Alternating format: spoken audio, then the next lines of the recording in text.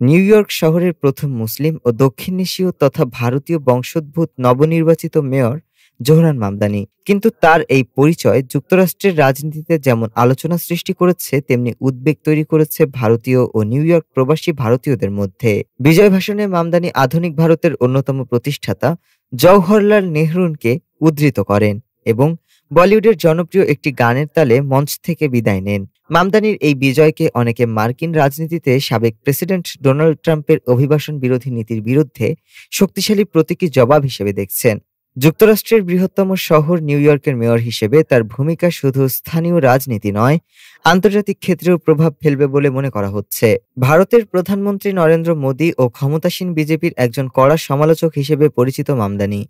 তিনি বিজেপির নাগরিকত্ব সংশোধন আইন ও জম্মু কাশ্মীরের বিশেষ মর্যাদা বাতিলের সিদ্ধান্তের তীব্র সমালোচনা করেছেন। এমনকি ২০০২ সালে গুজরাট দাঙ্গার ঘটনাকে উল্লেখ করে তিনি মোদীকে যুদ্ধাপরাধী বলেও আখ্যা দিয়েছেন।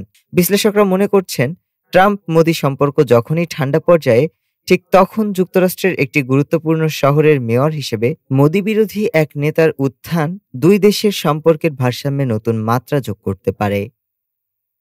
ডেস্ক রিপোর্ট, আজ বার্তা।